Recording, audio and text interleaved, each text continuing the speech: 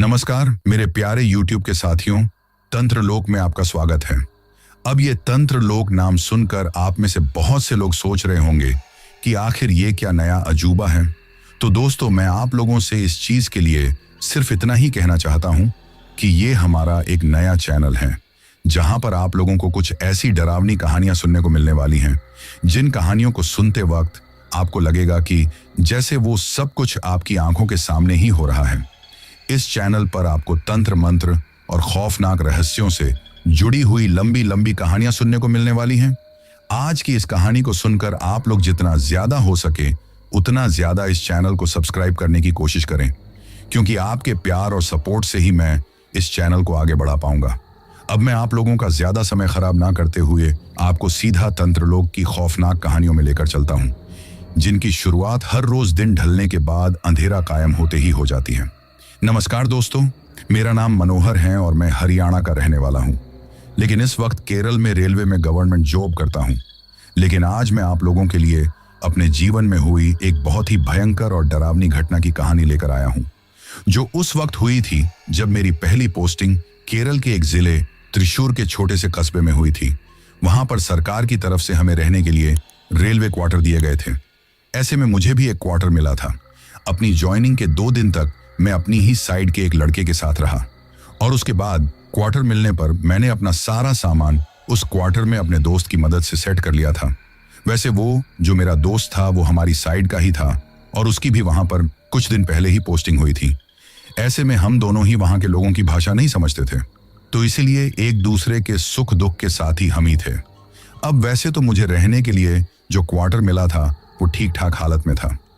रहने के लिए 2 कमरे, एक बड़ा हॉल, 2 लेट बाथ, साथ ही आगे की साइड और पीछे की साइड खाली पड़ी हुई जगह भी थी, जिसमें हम कुछ बागवानी वगैरह भी कर सकते थे और चारों तरफ हरियाली ही हरियाली थी। नारियल के पेड़ काफी ज्यादा थे, जिसकी वजह से वो जगह काफी खूबसूरत लगती थी। वही जब मैं अपना सारा सामान अपने दोस्त की मदद से अपने क्वार्टर में सेट किया तो उस दिन मैं काफी ज्यादा थक गया था। ऐसे में अपने दोस्त के यहाँ खाना खाकर आ गया। अब जैसे ही मैं अपने क्वार्टर की तरफ आया तो अंधेरा हो चुका था। जब मैं अपने क्वार्टर के सामने पहुंचने ही वाला था कि दूर से मुझे ऐसा लगा जैसे मेरे क्वार्टर के बाहर दरवाजे के पास सीढ़ी पर कोई गर्दन नीचे झुकाए हुए घुटनों में अपना चेहरा छुपाए हुए बैठा है। दूर से ही मुझे बाहर जो बल्ब जल रहा था उसकी धीमी रोशनी में कोई बैठा हुआ दिखाई दे रहा था। ये देखकर मैं हैरान रह गया कि आखिर कौन हो सकता है। जरूर कोई पड़ोस में रहने वाला कोई आदमी होगा, मेरा इंतजार कर रहा होगा। ये सोचकर मैं जल्दी जल्दी कदम बढ़ाते हुए उस तरफ चला गया, परंतु जब मैं क्वार्टर के नजदीक पहुंचा तो मैंने देखा कि वहां पर कोई भी नहीं था।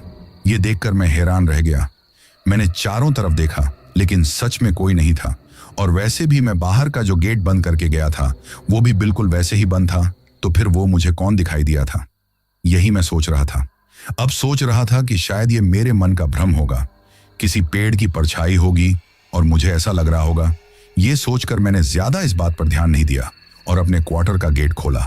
अब जैसे ही अंदर आने लगा तो मुझे ऐसा लगा जैसे कोई मेरे पीछे पीछे चलते चलते क्वार्टर के अंदर आ गया हो, क्योंकि किसी के चलने के कदमों की आवाज मुझे सुनाई दे रही थी। ये महसूस होते ही हड़बड़ाते हुए अब मैंने पीछे मुड़कर देखा तो कोई भी नहीं था, बस तेज तेज हवाएं चल रही थी। ये देखकर मैंने सोचा कि हवा इतनी तेज चल रही है जिसकी वजह से ऐसा ही लगा होगा। ये सोचकर कि मौसम खराब ना हो जाए, ये सोचकर मैंने फिर क्वार्टर का गेट अंदर से अच्छे से बंद किया। वैसे भी यहाँ के मौसम का कुछ पता नहीं है, कब खराब हो जाए। ये सोचकर फिर मैं अपने कमरे में आया, अपने कपड़े चेंज किए और सोने के लिए अपने पलंग पर लेट गया था। उस वक्त मेरे पास सोने के लिए बस मेरा पलंग ही था। जब मैं अपने पलंग पर लेटा हुआ था तो मुझे ऐसा लगा जैसे दूसरे कमरे में कोई है, क्योंकि किसी के चलने का, किसी के होने का एहसास मुझे हो रहा था। ये महसूस होते ही मैं सोचने लगा कि कौन हो सकता है। ऐसे में मैं उठकर दूसरे कमरे में आया तो देखा कि उसका दरवाजा तो बंद था। फिर भी मैंने दरवाजा खोलकर उसमें अंदर देखा तो उसमें कोई नहीं था। शायद बाहर मौसम खराब है और तेज हवा चलने की वजह से मुझे ऐसा ही महसूस हो रहा है।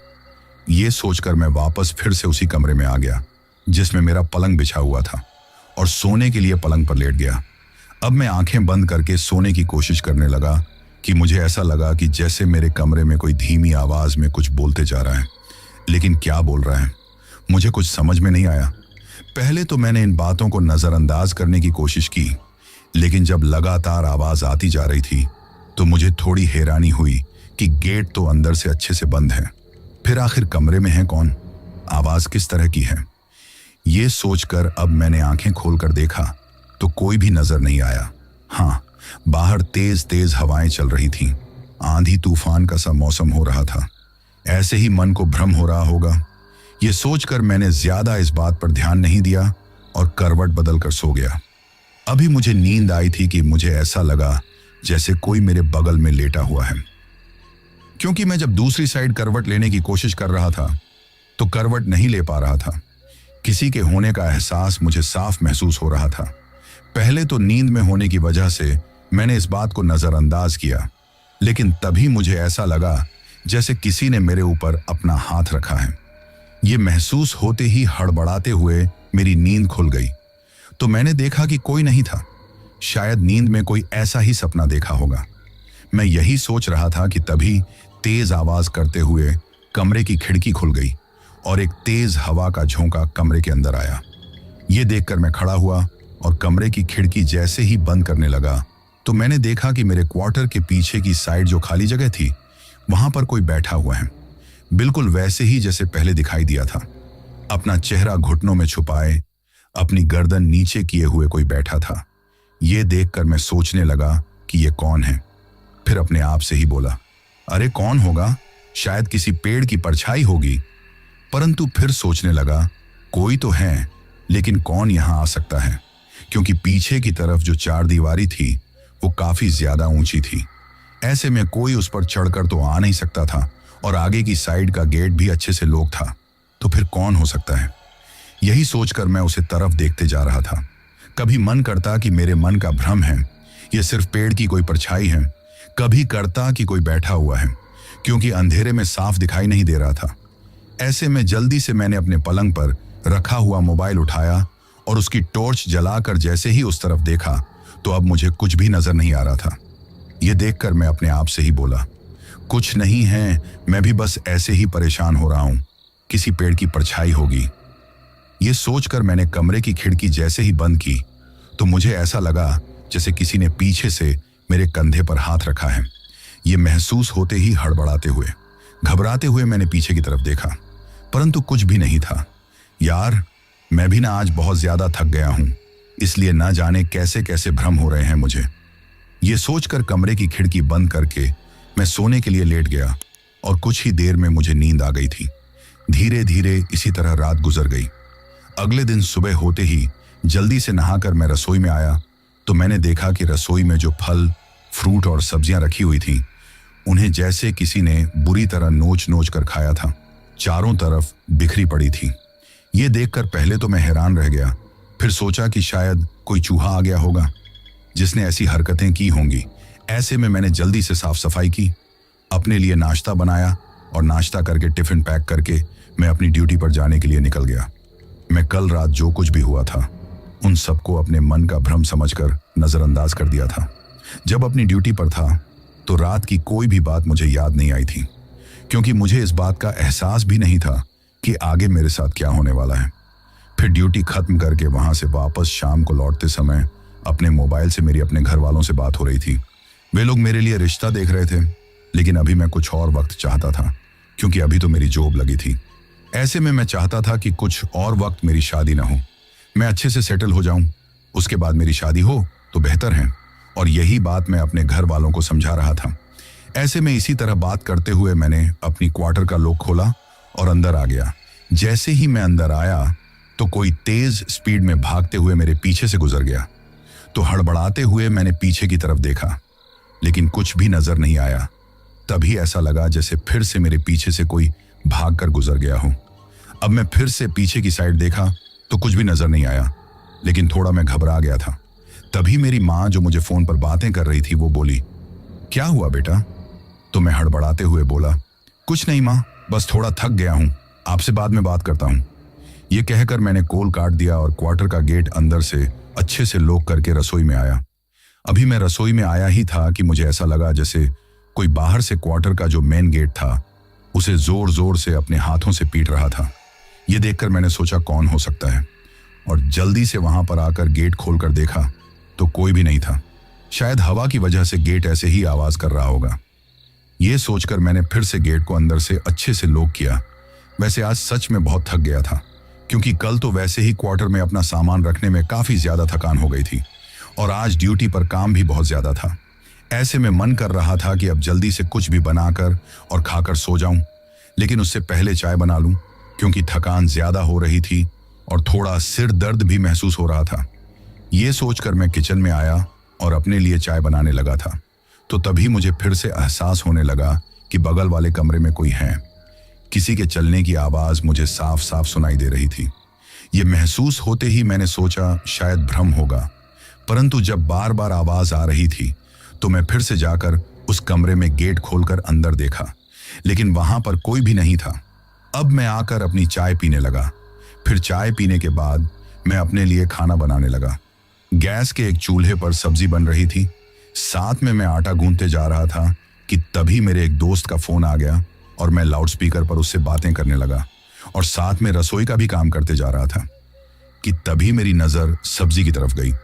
वैसे मैं आलू टमाटर की सब्जी बना रहा था। तभी मैंने देखा कि सब्जी का रंग पूरी तरह लाल हो गया था, जैसे बिल्कुल खून हो, और उसमें आलू के टुकड़े ऐसे लग रहे थे जैसे मांस के टुकड़े तैर घूम रहे हैं। अब ये देखते ही मेरे तो होश उड़ गए। मैं एक तक हैरानी से सब्जी की तरफ देखने लगा कि तभी पीछे से अजीबोगरीब चिल्लाने की आवाज आने लगी थी। अब मैं घबरा गया और पीछे की तरफ देखने लगा तो कोई नहीं था, लेकिन ऐसा लगा जैसे कोई भागकर जो पास वाला कमरा था उसमें चला गया हो। यह देखकर मैं जल्दी से वहां आया। पास के कमरे का तो दरवाजा लॉक था, लेकिन कोई तो था। यह महसूस होते ही मैं घबरा रहा था। फिर से रसोई में आया तो देखा कि कढ़ाई में सब्जी ही बन रही थी। यह देखकर मैं हैरान रह गया कि कुछ देर पहले तो इसमें मुझे खून नजर आ रहा था और अब ऐसे में कुछ भी समझ में नहीं आ रहा था कि यह क्या हो रहा है। तभी अपने आप से बोला, बहुत ज्यादा थक गया हूं, ऐसे में कुछ भी दिखाई दे रहा है। यह सोचते हुए मैंने जल्दी से अपने लिए रोटियां बनाई और फिर जल्दी से खाना खाकर बर्तनों को साफ करके एक तरफ रखकर मैं अपने कमरे में आ गया और पलंग पर लेट गया। अभी मुझे नींद नहीं आई थी कि मुझे रसोई में से बर्तनों के गिरने की आवाजें आने लगी, जैसे सारे बर्तन नीचे गिर रहे हों। यह महसूस होते ही मैंने सोचा कि शायद कल की ही तरह वो चूहा सब्जी और फल खराब करने के लिए आया होगा। ऐसे में मैं भागते हुए रसोई में आया तो देखा कि वहां तो ऐसा कुछ भी नहीं था। बर्तन भी अपनी जगह पर रखे हुए थे। शायद अब शांत मौसम है। ऐसे में बगल वाली क्वार्टर की आवाज आ रही होगी। यह सोचकर मैंने इस बात पर ज्यादा ध्यान नहीं दिया और आकर अपने कमरे में अपने पलंग पर लेट गया और कुछ ही देर में सो गया था।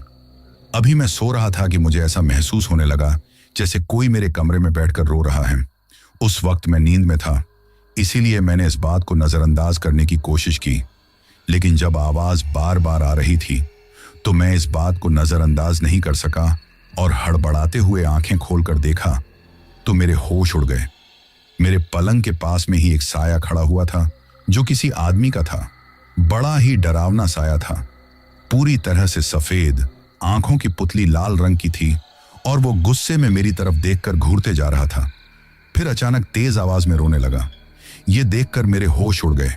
मैंने हड़बड़ाते हुए अपनी आंखें पूरी तरह से खोली, परंतु अब मुझे कुछ भी नजर नहीं आ रहा था। ऐसे में हैरान रह गया कि यह सपना तो नहीं हो सकता। ये सोचते हुए मैं घबराते हुए चारों तरफ देख रहा था, लेकिन कमरा बिल्कुल शांत था। न रोने की आवाज सुनाई दे रही थी, न कमरे में मेरे सिवाय और कोई था। अब मैं अपने आप से ही बोला, शायद ऐसे ही कोई डरावना सपना देखकर भ्रम हुआ होगा, और मैं सोने के लिए फिर से लेट गया तो जो पास वाला कमरा था उसी में से फिर से मुझे आवाज आने लगी, जैसे कोई तेज आवाज में रो रहा है। यह आवाज जब मुझे आई तो मैंने सोचा कि शायद बगल वाले क्वार्टर में जो पति पत्नी रहते हैं उनके बीच में किसी बात को लेकर झगड़ा हो गया होगा और उनकी ही आवाज आ रही है। यह सोचकर इस बात को नजरअंदाज करने की कोशिश करने लगा, लेकिन आवाज मेरे कमरे के पास वाले दूसरे कमरे में से आ रही थी। तो अब मुझसे रुका नहीं गया और मैं जल्दी से वहां आया तो मैंने देखा कि कमरे का दरवाजा खुला हुआ था। उसे खुला हुआ देखकर मैं थोड़ा हैरान रह गया, क्योंकि मैंने तो कमरे के दरवाजे को अच्छे से बंद किया था। अब घबराते हुए मैंने कमरे में अंदर जाकर देखा तो मुझे कुछ भी नजर नहीं आया। लेकिन तभी मुझे ऐसा लगा जैसे किसी ने पीछे से मुझे एक तेज धक्का मारा हो। यह महसूस होते ही हड़बड़ाते हुए मैंने पीछे देखा तो कोई भी नहीं था। अब हैरानी से मैं कुछ समझ नहीं पा रहा था। अब सोचा शायद गलती से मैंने ही कमरे का दरवाजा खुला छोड़ दिया होगा। यह सोचकर दरवाजा अच्छे से लॉक किया और वापस आकर अपने कमरे में अपने पलंग पर लेट गया। फिर से सोने की कोशिश करने लगा था, लेकिन अब मुझे थोड़ी घबराहट हो रही थी। कुछ ठीक नहीं लग रहा था। सोच रहा था कि माना गलती से कमरा तो खुला छोड़ दिया होगा, लेकिन मुझे धक्का किसने मारा था ये बात समझ में नहीं आ रही थी। परंतु फिर भी सुबह ड्यूटी जाना है, ये सोचकर सोने की कोशिश कर रहा था। ऐसे में अभी अपनी आंखें बंद की थी कि मुझे ऐसा लगा जैसे कोई मेरे सिरहाने की तरफ खड़ा हुआ है और मेरे बहुत करीब से मुझे देख रहा है। ये महसूस होते ही आंखें खोलकर देखा तो कुछ भी नहीं था। फिर अपने आप से बोला, ये आजकल मुझे हो क्या रहा है? कैसे उल्टे सीधे ख्याल दिमाग में आ रहे हैं, कैसे कैसे भ्रम हो रहे हैं। ये सोचकर मैंने अपनी आंखें बंद कर ली और सारी बातों को नजरअंदाज करके सोने की कोशिश करने लगा। तो कुछ ही देर में मुझे नींद आ गई थी। धीरे धीरे इसी तरह रात गुजर गई थी। अब तक जो कुछ हो रहा था उन्हें बस ऐसे ही मन का भ्रम, कोई डरावना सपना समझकर मैं नजरअंदाज कर रहा था। लेकिन मुझे नहीं पता था कि असलियत क्या है। अगले दिन मैंने अपने लिए नाश्ता बनाया, नाश्ता किया और अपना टिफिन पैक करके मैं अपनी ड्यूटी पर चला गया था। वहां काम करते हुए कब वक्त गुजर गया पता ही नहीं चला। शाम को वापस लौटते समय आज फिर मम्मी का कॉल आ गया था और मैं उनसे बातें करते हुए अपने क्वार्टर पर पहुंच गया। वहां पर जाकर मैंने अपने लिए चाय बनाई और मम्मी का कॉल कट गया। अब मैं बाहर रखी हुई एक कुर्सी पर बैठकर चाय पीने लगा था। चाय पीकर फिर मैं अपने लिए खाना बनाना शुरू कर दिया। बाहर चारों तरफ अंधेरा हो गया था। मैं खाना बनाते हुए रसोई में से जो पीछे की तरफ खिड़की थी उसमें से पीछे की साइड भी देख रहा था, तो मुझे उस रात की तरह फिर से एक साया पीछे की तरफ बैठा हुआ दिखाई दिया, जिसे देखकर पहले तो मैंने नजरअंदाज करने की कोशिश की कि शायद किसी पेड़ की ऐसे ही परछाई होगी। लेकिन जब वो साया मुझे दिखाई दे रहा था तो अब मुझसे रुका नहीं गया और मैं सारा काम छोड़कर गेट खोलकर अपनी टॉर्च लेकर पीछे की तरफ गया। चारों तरफ देखा लेकिन कुछ भी नजर नहीं आ रहा था। हाँ, मेरे क्वार्टर के पीछे की तरफ एक बड़ा सा शीशम का पेड़ था। तेज हवा चलने की वजह से उसके पत्ते आवाज कर रहे थे और उसकी डालियां भी हिल रही थीं। ऐसे में सोचा शायद इसकी ही छाया होगी। ये सोचकर इस बात पर ज्यादा ध्यान नहीं दिया और रसोई में आकर बाकी का काम किया। फिर खाना खाया और खाना खाने के बाद अपने पलंग पर आकर सोने के लिए लेट गया। अभी तक सब कुछ शांत था, ऐसा कुछ भी नहीं हुआ था जिससे मुझे थोड़ी भी घबराहट हो। कुछ देर मैंने अपना मोबाइल चलाया, फिर सोने के लिए आंखें बंद कर ली। ऐसे में तभी कुछ ही देर में मैं सो गया। जब मैं गहरी नींद में सो रहा था तो मुझे ऐसा लगा जैसे कोई मेरे कमरे में जोर जोर से रो रहा है। नींद में होने की वजह से पहले तो मैंने इस बात को नजरअंदाज किया और वैसे भी मेरे साथ पहले भी काफी बार ऐसा हो चुका था, तो मैंने नींद में कोई ध्यान नहीं दिया। तभी मुझे भयानक रूप से चिल्लाने की आवाज सुनाई दी। ऐसा लगा जैसे कोई तेज आवाज में मेरे क्वार्टर के अंदर चिल्लाया हो। वो आवाज बड़ी ही भयानक और डरावनी थी, तो मैंने हड़बड़ाते हुए ने अपनी आंखें खोली और देखा तो कोई नहीं था, परंतु मेरे दिल की धड़कन बढ़ गई थी। तभी अचानक तेज आवाज करते हुए पीछे से कमरे की खिड़की खुल गई। अब जैसे ही मैं उस खिड़की को बंद करने के लिए गया तो मेरे क्वार्टर के पीछे की साइड में वही साया फिर से मुझे बैठा हुआ दिखाई दिया। तो उसे किसी पेड़ की छाया समझकर मैं नजरअंदाज करता, उससे पहले ही अचानक उस साये ने मेरी तरफ देखा तो अंधेरे में लाल रंग की चमकती हुई उसकी आंखें मुझे दिखाई दी, तो मेरे भी होश उड़ गए। तभी जैसे उस साये ने मेरी तरफ देखकर अजीब सी मुस्कान दी, तो उसके भयानक दांत भी मुझे अंधेरे में चमकते हुए दिखाई दे रहे थे। ये देखकर तो मैं बहुत ज्यादा घबरा गया और भागकर मैंने जल्दी से अपनी पलंग पर जो मोबाइल था उसे उठाया और टॉर्च जलाकर पीछे की तरफ देखा। लेकिन अब तो मुझे कुछ भी नजर नहीं आ रहा था, परंतु घबराहट बहुत ज्यादा हो रही थी। मैं अपने आप से ही बातें कर रहा था, नहीं, अब मुझे भ्रम नहीं हो रहा है, कुछ ना कुछ तो है।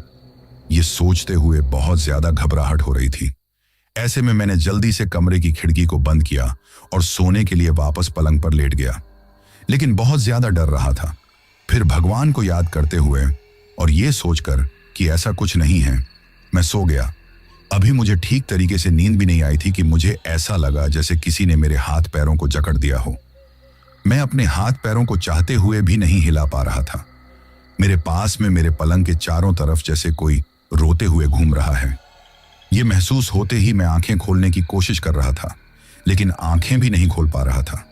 तब बड़ी मुश्किल से मैंने आंखें खोली तो अचानक ऐसा लगा कि सामने दीवार से एक भयानक चेहरा निकल कर आया और उसने मेरे ऊपर झपट्टा मारा। ये देखकर मेरी चीख निकल गई और दिल की धड़कन बढ़ गई थी। मैं बहुत ज्यादा घबरा गया। अब घबराते हुए चारों तरफ देखने लगा, लेकिन कुछ भी नहीं था। शायद मैं नींद में ही ऐसे घबरा गया हूं, क्योंकि काफी बार होता है कि जब हम सोने की कोशिश करते हैं तो हमें कभी कभी ऐसी घबराहट होती है जैसे हम पलंग पर से गिर गए, या हमने कोई ऐसा डरावना सपना देखा जिसकी वजह से ऐसा लगता है कि हकीकत में ही हमारे साथ ऐसा हुआ है। उस वक्त भी मैंने सोचा कि शायद ऐसा ही कुछ मेरे साथ हुआ है। ये सोचते हुए मैं अपने आप को तसल्ली देने की कोशिश कर रहा था। अब देर तक इधर उधर करवट बदलते हुए जब मेरा डर थोड़ा कम हुआ तो भगवान का नाम लेते हुए मैंने फिर से सोने के लिए आंखें बंद कर ली। धीरे धीरे मेरी आंख लग गई और मुझे नींद आ गई थी। अभी सोए हुए कुछ ही वक्त हुआ था कि तभी फिर से मुझे कुछ महसूस हुआ। तो नींद में ही थोड़ी आंखें खोलकर देखा तो मैंने देखा कि मेरे पीछे की साइड से सिरहाने की तरफ से एक चेहरा मेरे ऊपर झुका हुआ था, जो मेरे काफी करीब था और मुझे घूर कर देख रहा था। मैंने उस चेहरे को देखा तो बहुत ज्यादा घबरा गया। काफी डरावना सा चेहरा था। ऐसे में पल भर में ही मेरी नींद तो न जाने कहां गायब हो गई। लेकिन और दिन की तरह न तो मुझे उस वक्त ऐसा लगा कि मुझे कोई भ्रम हुआ है, न ऐसा लगा कि मैंने कोई डरावना सपना देखा है, क्योंकि उस वक्त अपनी आंखों के सामने उस डरावने साये को मैं देख रहा था, जो कि इतना डरावना था कि मैं आपको बता नहीं सकता। मैं उस वक्त घबराते हुए उसकी तरफ देखने लगा तो वो साया मेरी तरफ देखकर अजीब तरीके से मुस्कुराने लगा। ये देखकर मैं थर थर कांपने लगा था। तभी मुझे ऐसा लगा कि जैसे कोई मेरे सामने खड़ा होकर भयानक रूप से हंस रहा है। उसके हंसने की आवाज जब मुझे सुनाई दी तो घबराते हुए मैंने अपने सामने की तरफ देखा तो कोई भी मुझे नजर नहीं आया। ये देखकर घबराते हुए मैंने फिर से उस साये की तरफ देखा, लेकिन अब मुझे वो साया भी नजर नहीं आ रहा था। ये देखकर फिर मैं घबराते हुए उठकर अपने पलंग पर बैठ गया। अब मुझे कुछ भी नजर नहीं आ रहा था, परंतु कुछ देर पहले मैंने जो कुछ देखा था उसे भी तो भूल नहीं सकता था। अब अपने आप से बोला, ये मन का भ्रम नहीं है, कुछ ना कुछ तो यहाँ है, कुछ ना कुछ गड़बड़ तो है। ये सोचकर ही मुझे घबराहट होने लगी थी। अब तो एक पल भी मुझसे वहां रुका नहीं जा रहा था। तभी मैंने घड़ी पर नजर डाली तो रात के लगभग 2 बजे का समय हो रहा था। ऐसे वक्त मैं कहीं भी नहीं जा सकता था। ये सोचकर फिर मैं सोने की कोशिश करते हुए फिर से लेट गया, लेकिन घबराहट की वजह से नींद नहीं आ रही थी। अब एक एक पल गुजारना मेरे लिए बहुत मुश्किल हो रहा था। ऐसे में मैंने सोच लिया था कि आज की रात कैसे भी गुजार जाए। कल मैं अपने दोस्त, जो मेरी ही साइड का था, जिसका नाम राजीव था, उसके पास चला जाऊंगा। इस क्वार्टर में कुछ भी ठीक नहीं है। जब से आया हूं तब से कुछ ना कुछ ऐसी ही घटनाएं हो रही हैं। ये सोचते हुए मेरे साथ जो कुछ हुआ था वो सारी बातें मुझे याद आने लगी, जिसकी वजह से और ज्यादा घबराहट होने लगी और मैं भगवान को याद करते हुए अपने आप को तसल्ली और हिम्मत देता जा रहा था। सुबह जब 4 बज गए तो ये देखकर मुझे थोड़ी तसल्ली हुई, क्योंकि मैंने अपने घर वालों से भी सुना था कि 4 बजे के बाद भगवान का वास हो जाता है, तो ऐसे में बुरी शक्तियां चाहते हुए भी कुछ नहीं कर पाती। ये सोचकर मेरा डर थोड़ा कम हो गया था। सारी रात मैं ठीक से सो नहीं पाया था, जिसकी वजह से तब जाकर मेरी आंखें लगी और मैं कुछ ही घंटे सो पाया था। ऐसे में सुबह उठते ही मेरे सिर में भयंकर दर्द हो रहा था, तो मैंने अपने लिए 1 कप चाय बनाई। उस वक्त भी घबराहट होती जा रही थी। जब चाय बन गई तो चाय पीकर कल रात जो कुछ हुआ था उसे याद करके मुझे अभी बहुत ज्यादा डर लग रहा था। मैं अब वहां एक पल रहते हुए भी डर रहा था। ऐसे में मैंने जल्दी से अपने लिए टिफिन बनाया, क्योंकि आज नाश्ता करने का मन नहीं था, और अपनी ड्यूटी पर निकल गया था। वैसे मेरा मन कर रहा था कि मैं अपने दोस्त को सारी बातें बताऊं, लेकिन वो रात की ड्यूटी करके लौटा था और शायद इस वक्त सो रहा होगा। ऐसे में उसे डिस्टर्ब करना भी ठीक नहीं होगा। ये सोचकर मैं उसके क्वार्टर पर ना जाकर सीधे ही ड्यूटी पर चला गया, क्योंकि आज वैसे भी मुझे ड्यूटी पर जाने में थोड़ी देर हो गई थी। सारा दिन मैं ड्यूटी पर इसी के बारे में सोचता रहा, जिसकी वजह से घबराते हुए अपना काम भी नहीं कर पा रहा था। हजारों उल्टे सीधे ख्याल दिलो दिमाग में आ रहे थे। मन कर रहा था कि ड्यूटी से वापस लौटकर अपने क्वार्टर पर ना जाऊं, और दिन जहां वापस आने की जल्दी रहती थी वही अब घबराहट हो रही थी। फिर शाम को जब ड्यूटी खत्म हो गई तो हिम्मत करके ये सोचकर कि अपने दोस्त राजीव के पास जाकर उसे सारी बातें बताऊंगा और उसके पास ही रुक जाऊंगा, ये सोचकर मैं उस तरफ चला गया। परंतु जब उसके क्वार्टर पर पहुंचा तो देखा कि उसके क्वार्टर के बाहर लॉक लगा हुआ था। ये देखकर मैंने उसे कॉल किया तो उसने बताया कि वो ऑफिस के ही किसी काम से 2 दिन के लिए दूसरे शहर गया हुआ है। अचानक उसे इस तरह जाते देखकर मैंने इसका कारण पूछा तो उसने बताया कि अचानक ही कोई काम आ गया था, जिसकी वजह से उसे आना पड़ा। यह सुनकर मैं कुछ नहीं बोल पाया। अब उसे कुछ बताकर परेशान भी नहीं करना चाहता था। वैसे उसने पूछा भी कि कोई काम था क्या, तो मैंने बस बोल दिया कि कुछ नहीं, तुमसे ऐसे ही बातें करने का मन था। जब तुम नहीं मिले तो कॉल कर लिया। ये कहकर उसे कुछ भी नहीं बताया। उस वक्त शायद उसका अचानक दूसरे शहर जाना मेरे लिए मेरी बदकिस्मत ही थी। फिर मैं वापस अपने क्वार्टर की तरफ चला गया। अब बहुत ज़्यादा घबराहट हो रही थी तो सोचने लगा कि भगवान है ना, मेरे साथ कुछ भी गलत नहीं होगा। ये कहते हुए अपने आप को हिम्मत देते हुए मैं अपने क्वार्टर की तरफ बढ़ते जा रहा था कि तभी मैंने अपनी माँ से कुछ देर बातें की, लेकिन उन्हें इस बारे में कुछ नहीं बताया क्योंकि मुझे पता था कि ये सारी बातें सुनकर वो घबरा जाएगी। अब मैं वापस अपने क्वार्टर पर आ गया था, लेकिन सच बताऊं तो अब तो मुझे एक घबराहट सी हो रही थी। हर पल एक अनजाना सा डर सता रहा था। मैंने जल्दी से कपड़े बदलकर अपने लिए खाना बनाया और खाना खाकर अपनी बेड पर सोने के लिए लेट गया, लेकिन डर की वजह से नींद नहीं आ रही थी। अभी तक मुझे कुछ भी महसूस नहीं हुआ। पूरा क्वार्टर बिल्कुल शांत था। ये देखकर मैं मन ही मन भगवान से प्रार्थना कर रहा था कि बस कुछ ना हो। ये सोचकर अब घबराते हुए मैंने अपनी आंखें बंद कर लीं और कुछ ही देर में मुझे नींद आ गई, क्योंकि कल रात भी मैं ठीक तरह से नहीं सो पाया था, जिसकी वजह से आज जल्दी ही मेरी आंख लग गई थी और मैं सो गया। तभी अचानक किसी के भयानक रूप से चिल्लाने की आवाज़ सुनकर हड़बड़ाते हुए मेरी आंखें खुल गईं, लेकिन अब वो चिल्लाने की आवाज़ मुझे सुनाई नहीं दे रही थी। परंतु घबराते हुए मैं चारों तरफ देख रहा था कि अचानक क्वार्टर का जो मैन दरवाज़ा था ना, जोर जोर से उसे खटखटाने की आवाज़ आने लगी, जैसे कोई जोर जोर से खटखटा रहा है। तभी खिड़की खटखटाने की आवाज़ आने लगी।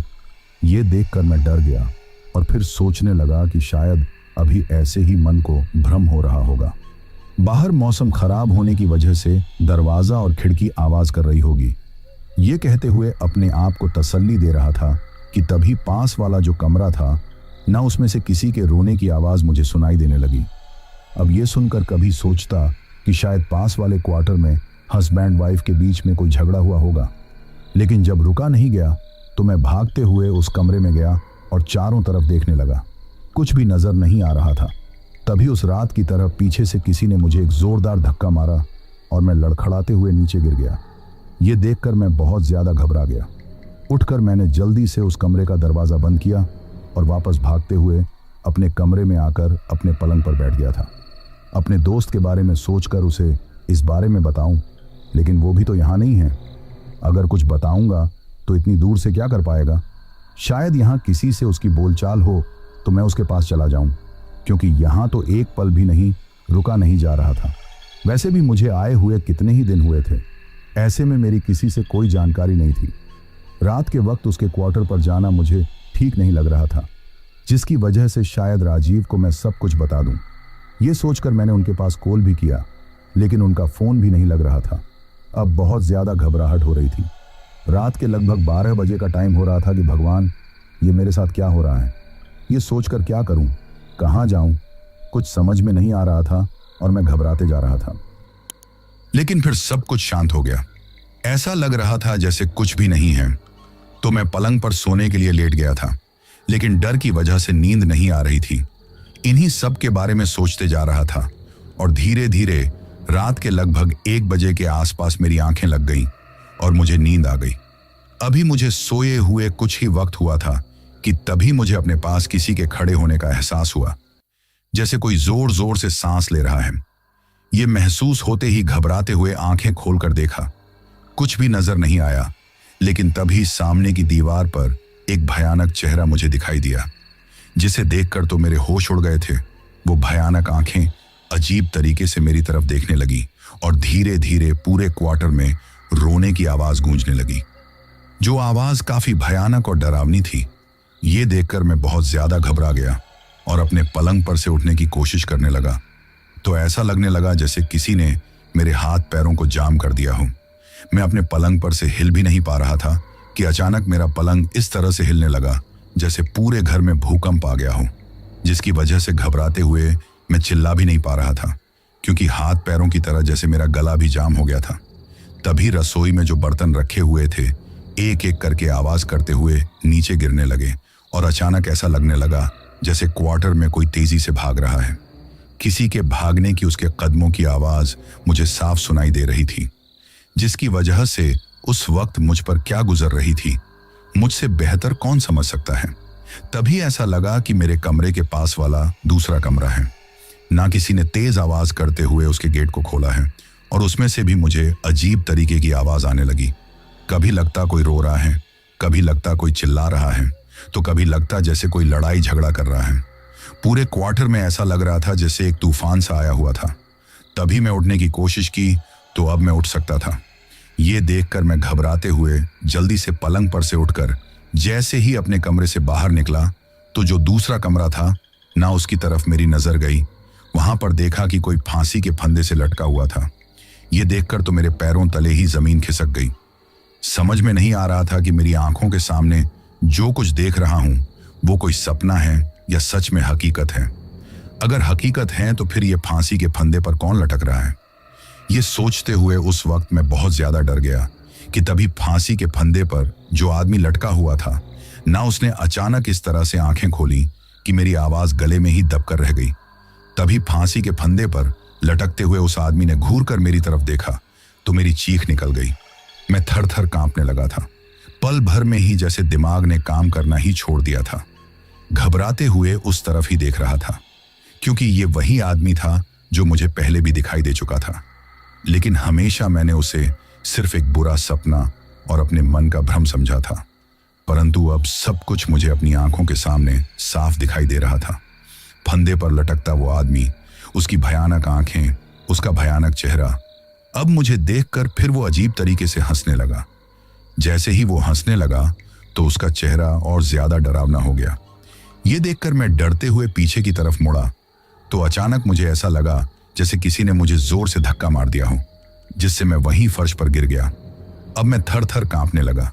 अब मैंने सोचा कि यहां रहना ठीक नहीं है, यहां से निकलकर रेलवे स्टेशन की तरफ ही भाग जाऊं।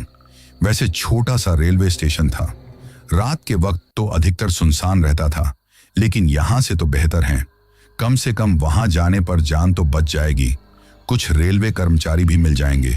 ये सोचकर मैं उठकर जो क्वार्टर का गेट था उस तरफ भागते हुए गया। दरवाजा खोलने की कोशिश की, लेकिन दरवाजा नहीं खुल रहा था। ये देखकर मैं बहुत ज्यादा घबरा गया और घबराते हुए हड़बड़ाते हुए दरवाजे को खोलने की पूरी कोशिश कर रहा था, लेकिन दरवाजा ऐसा लग रहा था जैसे बाहर से किसी ने लॉक कर दिया हो। मेरे बहुत कोशिश करने पर भी नहीं खुल रहा था। वही मेरे क्वार्टर में मेरे पीछे से जोर जोर से चिल्लाने की आवाज आ रही थी। वही जिस कमरे में मैंने उस आदमी को फांसी के फंदे पर लटका हुआ देखा था, अब वहां पर कुछ भी नजर नहीं आ रहा था, लेकिन वहां से किसी के भयानक रूप से रोने की आवाज आ रही थी और ऐसा लग रहा था जैसे कोई तेजी से कदमों से उस कमरे में चल रहा है। ये देखकर मैं घबराते हुए बार बार चिल्लाते हुए कह रहा था, कोई दरवाजा खोलो। लेकिन जैसे मेरी आवाज किसी को भी सुनाई नहीं दे रही थी, तभी अचानक आवाज करते हुए दरवाजा खुल गया। ये देखकर मैं भाग पाता कि एक तेज हवा का झोंका आया और ऐसा लगा जैसे किसी ने धक्का देकर मुझे अंदर गिरा दिया हो। अब मैं फर्श पर गिरा ही था कि ये देखकर मैं कुछ समझ पाता। तभी तेज आवाज करते हुए अचानक वो दरवाजा फिर से बंद हो गया। अब तो मैं बहुत ज्यादा डर गया था। ऐसा लग रहा था कि घबराते हुए बेहोश हो जाऊंगा। तभी रसोई में से नल के चलने की आवाज सुनाई दी। ये देखकर घबराते हुए उस तरफ देखने लगा तो दूसरी साइड से बाथरूम में से भी नल चलने की आवाज सुनाई दी। तभी ऐसा लगा जैसे जो कमरा था जिसमें मैं सोता था उसमें से कोई भागते हुए मेरी तरफ आया हो, लेकिन दिखाई कोई नहीं दे रहा था। बस महसूस हो रहा था कि तभी किसी ने जैसे मेरा पैर पकड़ा और मुझे घसीटते हुए जिस कमरे में फांसी के फंदे पर लटका हुआ वो आदमी दिखाई दिया, उस कमरे में ले गया। वहां फिर से मैंने देखा कि अभी फांसी के फंदे पर वही आदमी लटका हुआ था, जो मेरी तरफ देखकर अजीब तरीके से हंसने लगा। उसकी भयानक हंसी चारों तरफ गूंज रही थी। ये देखकर मैं उठकर उस कमरे से भागने लगा तो अचानक जैसे किसी ने मेरा पैर पकड़ लिया हो। अब मैं घबराते हुए अपना पैर छुड़ाने की कोशिश करने लगा तो अचानक मुझे एक जोर का झटका लगा और सामने की दीवार से मेरा सिर टकरा गया, जिससे मेरे सिर में चोट लग गई थी। अब मैं लड़खड़ाते हुए नीचे फर्श पर गिर गया। मेरे सिर में खून बहता जा रहा था कि तभी मुझे अपने चेहरे के पास झुकते हुए वही डरावना आदमी दिखाई दिया, जो अजीब तरीके से मेरी तरफ देखकर जोर जोर से हंस रहा था। यह देखकर मैं बेहोश हो गया। जब मुझे होश में आया तो मैंने देखा कि सुबह हो चुकी थी और अब मैं हॉस्पिटल में था। उस वक्त अपने आप को अस्पताल में देखकर मैं बहुत ज्यादा हैरान रह गया। मुझे रात की सारी बातें याद आने लगी और घबराहट होने लगी कि मैं हॉस्पिटल में कैसे आ गया। कुछ भी समझ में नहीं आ रहा था कि तभी मेरे ही पड़ोस में रहने वाले हस्बैंड वाइफ मेरे पास में आए। वो औरत अपनी भाषा में कुछ बोलने लगी थी जो मेरे बिल्कुल भी समझ में नहीं आ रही थी। तभी वो आदमी, जो शायद थोड़ा बहुत हिंदी जानता था, मेरी तरफ देखकर बोला, अब कैसा लग रहा है आपको? ये सुनकर मैं घबराते हुए हाँ में सिर हिला दिया, लेकिन अभी तक समझ में नहीं आ रहा था कि आखिर ये लोग मुझे यहां कैसे लेकर आए। मेरे तो क्वार्टर का दरवाजा बंद था, तो फिर ये अंदर कैसे गए? ये सोचते हुए मैं कुछ बोलता, उससे पहले ही तभी उस आदमी ने मुझे बताया कि राजीव का कॉल आया था। शायद रात में तुमने उसे कॉल किया था, लेकिन तुम्हारा कॉल शायद लगा नहीं था और रात के वक्त वो भी सो रहा था। ऐसे में उसने सुबह जब मैसेज देखा तो तुम्हारे फोन पर कॉल किया, लेकिन तुम्हारा कॉल नहीं लग रहा था। ऐसे में कहीं तुम्हें कोई जरूरी काम तो नहीं है, ये सोचकर मेरे पास फोन किया था और मैं तुमसे बात करवाने के लिए तुम्हारे क्वार्टर की तरफ गया था, तो देखा कि दरवाजा खुला हुआ था। ये देखकर मैं अंदर गया। वहां पर तुम बेहोश पड़े थे, तुम्हारे सिर में चोट लगी थी। ये देखकर मैं परेशान हो गया। सोचा कि शायद तुम फिसल कर गिर गए हो। तभी मैंने आवाज देकर अपनी पत्नी को बुलाया और तुरंत ही तुम्हें लेकर यहां पर आ गया। वैसे अब ठीक हो ना? ये सुनकर घबराते हुए मैं कुछ भी बोल नहीं पाया। रात की सारी बातें मुझे एक एक करके याद आने लगी तो मैं बहुत ज्यादा घबराने लगा। मुझे इस तरह घबराते देखकर वो आदमी बोला, क्या हुआ? तो मैं हड़बड़ाते हुए बोला, कुछ नहीं, सिर में थोड़ा दर्द है। ये कहते हुए समझ में नहीं आ रहा था कि इसे सारी बातें बताऊं या नहीं बताऊं, क्योंकि मेरी बातें सुनकर हो सकता है कि ये मेरी बातों पर यकीन ना करें। ऐसे में शायद कुछ बताना ठीक ना होगा। वैसे भी अगर मेरे साथ ये सब कुछ ना हुआ होता और कोई मुझे ऐसी बातें बताता तो मेरे लिए भी यकीन करना मुश्किल होता। इसीलिए शायद मैं कुछ भी बताऊंगा तो कोई मेरी बातों पर यकीन नहीं कर पाएगा। ये सोचकर कुछ बोल नहीं पा रहा था।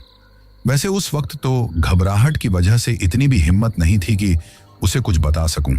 ऐसे में यही सब सोचते जा रहा था कि तभी एक नर्स आई और बोली कि अभी आपको आराम की जरूरत है, सिर पर पट्टी कर दी गई है और कुछ ही देर में आपको छुट्टी भी मिल जाएगी, लेकिन प्लीज तब तक के लिए आप लेट जाइए और किसी से भी बातें ना कीजिए, वरना आपको और तकलीफ होगी। ये सुनकर मैं कुछ नहीं बोला और आराम करने के लिए लेट गया। मेरे सिर में अभी तकलीफ हो रही थी। ऐसे में उस नर्स ने एक इंजेक्शन मुझे लगा दिया, जिसके असर से कुछ ही देर में मैं गहरी नींद में सो गया था। जब मेरी नींद खुली तो शाम हो चुकी थी और मुझे हॉस्पिटल से भी छुट्टी मिल गई थी। तभी राजीव का कॉल आ गया। उसने मुझसे बातें करनी चाहिए, लेकिन घबराहट की वजह से मैं तो कुछ बोल नहीं पा रहा था। ऐसे में उसे लग रहा था कि मेरे सिर में चोट होने की वजह से मैं ज्यादा बातें नहीं कर पा रहा हूं, इसलिए उसने मुझे अपना ख्याल रखने की बोलकर कहा कि वो कल सुबह तक आ जाएगा। ये कहकर कॉल काट दिया था। फिर मैं, जो मेरे पड़ोसी, जिसमें उस आदमी का नाम दामोदर था, वो मुझे लेकर वापस मेरे क्वार्टर में आ गए थे। अब जैसे ही मैं अपने क्वार्टर की तरफ गया तो मुझे घबराहट होने लगी थी। मैं उनसे मना करना चाहता था कि मैं यहां वापस नहीं आना चाहता, परंतु मैं घबराते हुए कुछ बोल भी नहीं पा रहा था। वे लोग मुझे मेरे क्वार्टर के अंदर लेकर आ गए थे। तभी मैं चिल्लाते हुए बोलने को हुआ कि अचानक मुझे अपनी आंखों के सामने वही डरावना आदमी दिखाई दिया, जो खड़ा हुआ मेरी तरफ देखकर मुस्कुरा रहा था। उस वक्त उसे अपनी आंखों के सामने देखकर घबराते हुए मैं उन दोनों पति पत्नी की तरफ देखने लगा, लेकिन जैसे वो मुझे ही दिखाई दे रहा था, शायद उन दोनों को नजर नहीं आ रहा था। तभी घबराते हुए मैं कुछ बोलता कि उस डरावने आदमी ने घूर कर मेरी तरफ देखा तो मुझे ऐसा लगने लगा जैसे किसी ने मेरा गला पकड़कर जोर से दबा दिया हो, और सांस लेने में भी मुझे मुश्किल होने लगी थी। ये देखकर वे दोनों हस्बैंड वाइफ थोड़ी परेशान हो गए। उन्हें लगा कि शायद मेरी तबीयत ठीक नहीं है। ऐसे में उन्होंने मुझे सहारा देकर पलंग पर लिटा दिया, परंतु मैं बहुत ज्यादा घबरा रहा था। मेरी हालत देखते हुए और दामोदर मेरे पास में ही रुक गया और उसकी पत्नी वहां से चली गई। उस वक्त दामोदर मुझसे बातें करने की कोशिश कर रहा था, मुझसे पूछ रहा था कि आखिर कल मेरा पैर कैसे फिसल गया, जिससे मेरे सिर में चोट लग गई। इसके साथ में ही मेरे घर परिवार के बारे में भी बातें कर रहा था, परंतु डर की वजह से मैं कुछ नहीं बोल पा रहा था। ऐसे में उसने ज्यादा बातें नहीं की और ये कहकर कि थोड़ा आराम कर लो, तुम्हें अच्छा लगेगा, वो अपने फोन में कुछ देखने लग गया था। तभी उसकी पत्नी मेरे लिए दलिया बनाकर लेकर आई। अब जैसे ही उस आदमी ने मुझे दूध दलिया खिलाना चाहा तो मुझे ऐसा लगा जैसे उसमें दूध दलिया नहीं खून हो। यह देखकर मैं थर थर कांपने लगा। तभी वो आदमी मेरी तरफ देखकर बोला, क्या हुआ? अब ये सुनकर घबराते हुए मैंने उस कटोरे की तरफ देखा तो अब मुझे उसमें दूध दलिया ही नजर आ रहा था। अब तो मैं और ज्यादा परेशान हो गया, क्योंकि मुझे लग रहा था कि इस क्वार्टर में अगर मैं सारी रात रहा ना तो जो ये बुरी आत्मा है ना, मुझे जिंदा नहीं छोड़ेगी। ऐसे में घबराते हुए मैं थोड़ा सा दूध दलिया खाया। तभी राजीव का कॉल आया तो दामोदर उससे बात करने लगा और उसे बताया कि मेरी हालत कैसी है। ऐसे में बात करते हुए दामोदर उसे बोला कि माना कि इसके सिर में चोट लगी है, जिसकी वजह से घबराहट हो सकती है, लेकिन अस्पताल में भी इसे बहुत ज्यादा घबराहट हो रही थी और यहां आया है तब तो कुछ अजीब सी ही इसे घबराहट है। ऐसा लग रहा है जैसे किसी चीज को देखकर घबरा रहा हो। मुझे तो कुछ ठीक नहीं लगता। अब ये सुनकर राजीव ने उससे कहा कि वो आज रात की ही गाड़ी से कल सुबह तक वहां पहुंच जाएगा। ये कहते हुए दोनों ने उस वक्त कुछ देर बातें की। फिर दामोदर ने मुझे दवाई दी। दवाई लेकर मैं सोने के लिए लेट गया तो दामोदर मेरी तरफ देखते हुए बोला, कुछ तो बताओ कि आखिर बात क्या है। अब ये सुनकर मैं हड़बड़ाते हुए कुछ बोलने लगा तो मुझे फिर से वही सब कुछ याद आने लगा। ऐसे में मैं बोला, कुछ नहीं, मेरे सिर में थोड़ा ज्यादा दर्द है। यह सुनकर दामोदर बोला, मुझे लगता है आपको अंदरूनी चोटें आई हैं, या तो दवाई से आपको आराम मिल जाएगा वरना सिटी स्कैन करवा लेना। यह सुनकर मैं सिर्फ उसकी तरफ देखते रहा, लेकिन बोला, कुछ नहीं। उसके बाद दवाई के असर से कुछ ही देर में मुझे नींद आ गई। वहीं मुझे सोए हुए देखकर दामोदर भी नीचे एक दरी बिछाकर सो गया था, क्योंकि उसका वहां रहना भी मेरे लिए जरूरी था। शायद मुझे रात को कोई दिक्कत हो जाए, और वैसे भी राजीव ने उसे रात को रुकने के लिए बोल दिया था। जब मैं गहरी नींद में सो रहा था तो मुझे ऐसा लगा जैसे कोई मेरे गले को जोर से दबा रहा है, जिसकी वजह से सांस लेने में भी मुझे तकलीफ हो रही थी। ये महसूस होते ही मैंने हड़बड़ाते हुए आंखें खोलकर देखा तो मेरे होश उड़ गए। मेरी आंखें फटी की फटी ही रह गई, क्योंकि मेरी आंखों के सामने अक्सर मुझे दिखाई देने वाला वही डरावना आदमी मेरा गला पकड़े हुए था। तभी वो आदमी अजीब तरीके से मुझे घूरने लगा तो लाल कलर की उसकी आंखों में से अब जैसे खून निकलने लगा था। ये सब अपनी आंखों के सामने देखकर मेरी आंखें फटी की फटी ही रह गई। तभी उस आदमी ने मेरा गला पकड़कर मुझे पकड़कर हवा में लहरा दिया, जिसकी वजह से मैं बहुत ज्यादा डर गया। साथ में ही मेरा गला दबाने की वजह से अब मेरी सांस उखड़ने लगी थी। अपने साथ ये सब कुछ होते हुए देखकर मेरे दिमाग ने काम करना छोड़ दिया। क्या करूं? मैं कुछ समझ नहीं पा रहा था कि आखिर ये मेरे साथ में क्या हो रहा है। ऐसा लगने लगा था कि शायद अब मैं जिंदा नहीं बचूंगा, क्योंकि अब मुझे अपनी आंखों के सामने अपनी ही मौत नजर आ रही थी। इससे पहले कि मेरी आंखें बंद होती, तभी उस डरावने आदमी ने मुझे इस तरह से फेंका कि मैं सामने दीवार से टकरा गया और नीचे गिर गया। अब मेरे नीचे गिरने की आवाज सुनकर दामोदर की नींद खुल गई तो उसने मेरी तरफ देखा और मुझे फर्श पर गिरा हुआ देखकर दामोदर अब भागते हुए मेरे पास आया और मुझे संभालते हुए बोला, क्या हुआ? परंतु घबराहट की वजह से मैं कुछ बोल नहीं पा रहा था, बस डरते हुए चारों तरफ देख रहा था। लेकिन अब वो डरावना आदमी मुझे कहीं दिखाई नहीं दे रहा था। तभी दामोदर बोला, अगर आपको रात को टॉयलेट जाना था तो आप मुझसे बोल देते। ये कहते हुए मुझे सहारा देकर उठाया और बोला, आपकी तो तबीयत बहुत खराब है, तेज बुखार भी है, चलिए, मैं आपको ले चलता हूं। ये कहकर मुझे पकड़कर वॉशरूम के पास लेकर आया, लेकिन उसके अंदर जाते हुए भी मुझे घबराहट होने लगी थी। परंतु फिर मैं अंदर चला गया और घबराते हुए जल्दी ही बाहर भी आ गया था। मेरी हालत देखकर दामोदर भी थोड़ा परेशान हो गया। उसने कॉल करके राजीव को सारी बातें बता दी, क्योंकि राजीव को ही वो जानता था कि वो इसके साइड का है। वैसे राजीव मेरे गांव का नहीं था, लेकिन मेरे ही पास के गांव का था। ऐसे में वो मेरा बहुत अच्छा दोस्त था। वही दामोदर फिर मुझे पकड़कर सहारा देकर मेरे पलंग तक लेकर आया। परंतु अब मुझे बहुत ज्यादा डर लग रहा था। मैं वहां से भाग जाना चाहता था, लेकिन इतनी हालत नहीं थी कि अब उठकर एक कदम भी चल पाऊं। उस वक्त दामोदर की तरफ देखते हुए मैं घबराहट की वजह से कुछ बोल भी नहीं पा रहा था कि तभी अचानक पूरे क्वार्टर में जोर जोर से भयानक रूप से चीखने, चिल्लाने और रोने की आवाज सुनाई देने लगी, जो अब मुझे ही नहीं दामोदर को भी सुनाई दे रही थी। वो उन आवाजों को सुनकर हैरान रह गया और चारों तरफ देखने लगा, तो तभी हमें दीवार में अजीबोगरीब से चेहरे दिखाई देने लगे। वो एक ही चेहरा था जो जगह जगह दिखाई दे रहा था। उसकी भयानक चमकती लाल आंखें हमें दोनों को डरा रही थीं। ये देखकर दामोदर परेशान हो गया। उसने घबराते हुए मेरी तरफ देखा, तो मेरी घबराहट देखकर पल भर में ही उसे समझ में आ गया कि मेरे साथ इस क्वार्टर में क्या हो रहा था और मेरी हालत इस तरह की क्यों है। धीरे धीरे वो आवाज और भी ज्यादा भयानक और डरावनी होती जा रही थी। तो कुछ सोचते हुए, घबराते हुए दामोदर मेरा हाथ पकड़कर बोला, चलो यहां से, यहां रहना ठीक नहीं है। ये सुनकर मैं भी खड़ा हो गया। हम दोनों वहां से भागते हुए दरवाजे की तरफ जा रहे थे कि तभी वही डरावना आदमी हमारी आंखों के सामने दरवाजे के सामने आकर खड़ा हो गया। ये देखकर हम और भी ज्यादा घबरा गए। तभी वो भयानक रूप से आवाज करते हुए हमारी तरफ बढ़ने लगा, तो पीछे से हमें किसी के रोने की आवाज सुनाई देने लगी। तो हमने घबराते हुए पीछे की तरफ देखा, तो वही आदमी था। तभी मैं जिस कमरे में सोता था, उस कमरे के बगल वाले कमरे में से मुझे रोने, चिल्लाने की आवाज सुनाई दी। तो मैंने उस तरफ देखा। उस कमरे में अभी भी फांसी के फंदे पर कोई आदमी लटक रहा था।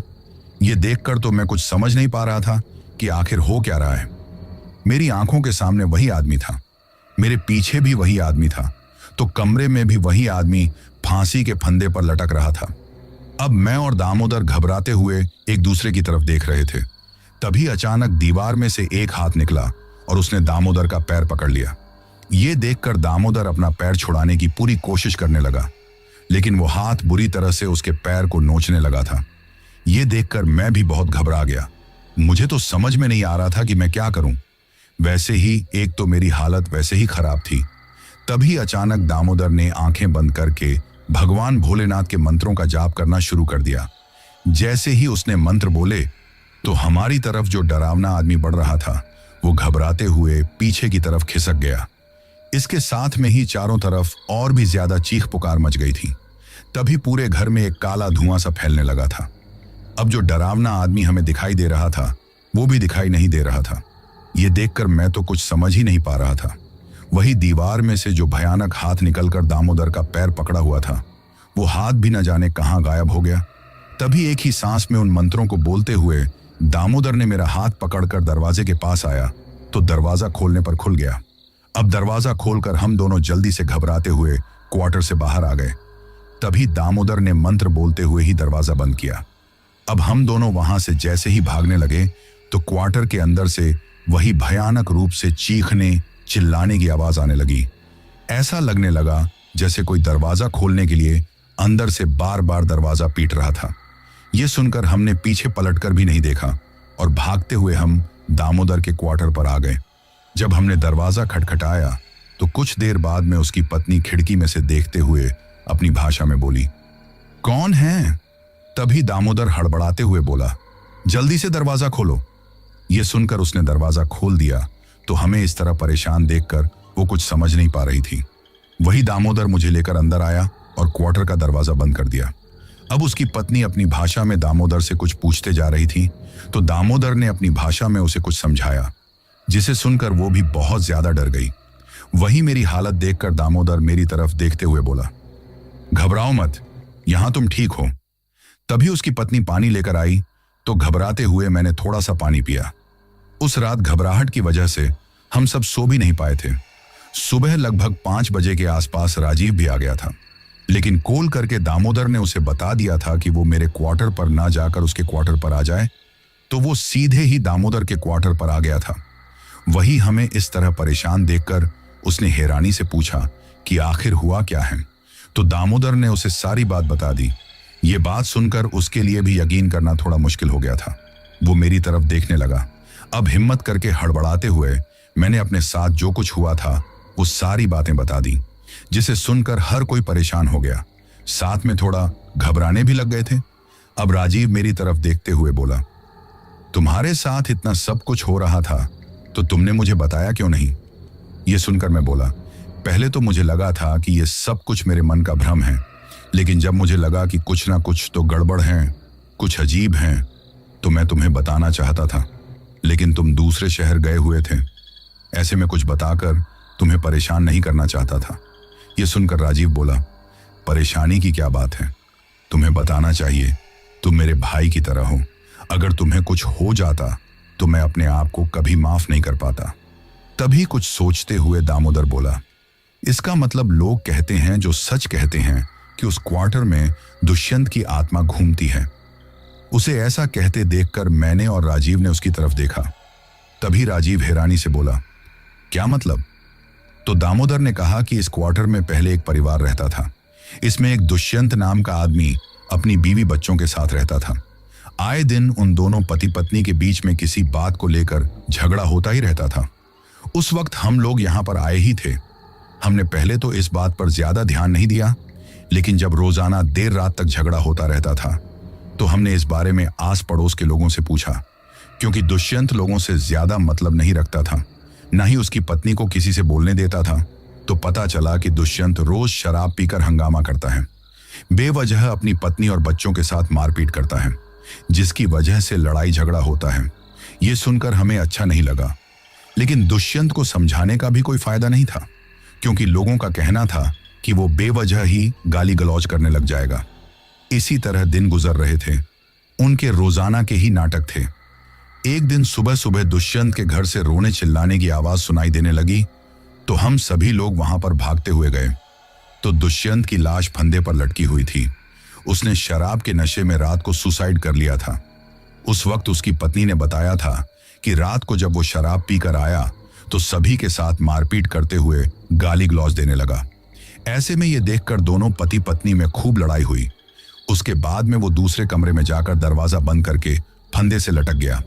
सुबह जब काफी दरवाजा खटखटाने पर भी उसने दरवाजा नहीं खोला तो उन्होंने जैसे तैसे करके अंदर से दरवाजे का लॉक बाहर से तोड़ दिया। फिर दरवाजा खोलकर देखा तो दुष्यंत फांसी के फंदे पर लटका हुआ था। ऐसे में पुलिस केस हुआ। पुलिस आई, सब लोगों से पूछताछ की, लाश को अपने साथ ले गई। तो लाश के साथ में ही उसके बीवी बच्चे भी चले गए। उसके कुछ दिनों बाद दुष्यंत के परिवार में से कुछ लोग आए और जो सारा सामान था वो लेकर चले गए। तभी से ये क्वार्टर खाली पड़ा था। लोगों का कहना है कि उन्हें उस क्वार्टर में अब भी दुष्यंत की आत्मा के होने का एहसास होता है। कभी कोई खिड़की के पास खड़ा दिखाई देता है, तो कभी क्वार्टर के आगे और पीछे की जो खाली जगह है वहां बैठा हुआ दिखाई देता है। परंतु मैंने ऐसा कुछ नहीं देखा था, इसलिए बस लोगों के मन का भ्रम समझकर इस बात पर ज्यादा ध्यान नहीं दिया था। लेकिन आज जो कुछ हुआ, ये कहकर दामोदर भी परेशान हो गया। अब सारी सच्चाई हमारी आंखों के सामने आ गई थी, इसीलिए किसी में भी इतनी हिम्मत नहीं थी कि उस क्वार्टर में जाकर मेरा सामान भी निकाल कर लेकर आ सके। वही मेरा बुखार कम होने का नाम नहीं ले रहा था। ऐसे में फिर राजीव ने ही कॉल करके मेरे घर वालों को सारी बात बताई, तो उनके भी होश उड़ गए। वे लोग वहां से आने के लिए रवाना हो गए थे। ऐसे में 2 दिन के लंबे सफर के बाद जब वे आकर पहुंचे तो मुझे देखकर उन्होंने थोड़ी चैन की सांस ली, लेकिन बहुत ज्यादा घबराए हुए थे। मेरे पापा और मेरे भाई दोनों रास्ते में आते वक्त भी थोड़ी थोड़ी देर में कॉल करके मेरी खबर ले रहे थे। फिर मेरी हालत देखकर वो लोग मुझे अपने साथ गांव लेकर आ गए। वहां जाकर हमने देवी देवताओं के भी दर्शन किए, डॉक्टर के यहाँ भी मुझे दिखाया। तब जाकर मेरी तबीयत थोड़ी ठीक हुई। धीरे धीरे मेरी तबीयत में सुधार होने लगा, तो मैं अब वापस अपनी जॉब पर जाना चाहता था, लेकिन उस क्वार्टर में एक पल भी नहीं रह सकता था। मेरे घर वाले तो मुझे जॉब पर भेजने के नाम से ही घबरा रहे थे, लेकिन जाना तो जरूरी था ना। वही राजीव ने फिर वहां के ही रहने वाले कुछ लोगों को पैसे देकर दिन के उजाले में मेरा जो भी सामान था सारा सामान निकलवा लिया। उसके बाद मैं राजीव के साथ ही उसके क्वार्टर में रहने लग गया था, क्योंकि राजीव भी अकेला ही रहता था। परंतु जो कुछ मेरे साथ हुआ था वो मेरे दिलो दिमाग में इस कदर असर कर गया था कि रात को कई बार नींद में सोते हुए भी डर कर बैठ जाता था। धीरे धीरे मैं इन सब से निकलने की कोशिश करने लगा, लेकिन राजीव के साथ रहते हुए भी उस क्वार्टर की तरफ कभी भूल कर भी नहीं जाता था। कुछ वक्त बाद राजीव की शादी हो गई, तो मैंने पास के ही कस्बे में किराए पर कमरा ले लिया, जहां से रोज मोटरसाइकिल से अपनी ड्यूटी पर आ जाता।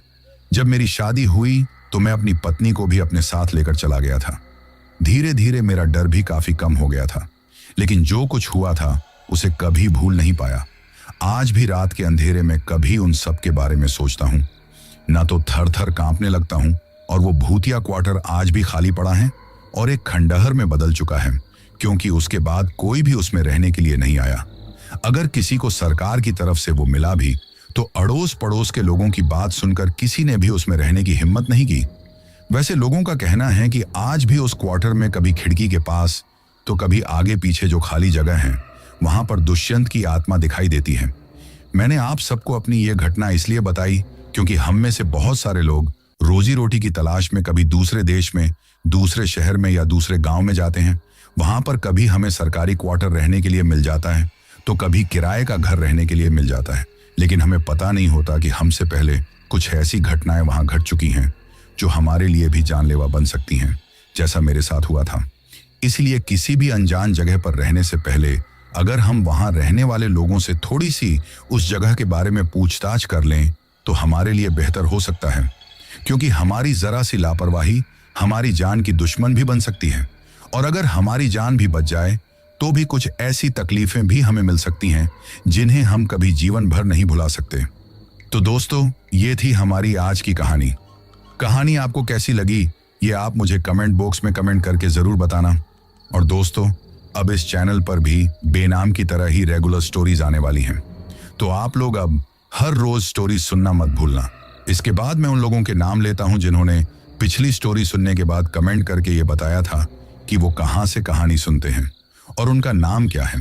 तो सबसे पहले रीना है साउथ अफ्रीका से, पूनम धानका है राजकोट गुजरात से, सारा आलम है मुंबई से, जीम शेख हैं अहमदाबाद गुजरात से, श्याम है मणिपुर से, कुंसांग है भूटान से, पूनम है जमशेदपुर झारखंड से, जीवन तमांग है काठमांडू नेपाल से, राजवीर बन्ना है दूदू जयपुर राजस्थान से, पवन और हीना है हरियाणा से, पिंकी सिंह आराध्या सिंह और दीपक सिंह हैं छपरा बिहार से, जितेंद्र मौर्य हैं बरेली से, दीपक ठाकुर हैं दिल्ली से, पूरण चंद हैं बालोतरा राजस्थान से और सबसे लास्ट में मोहन हैं झारखंड से।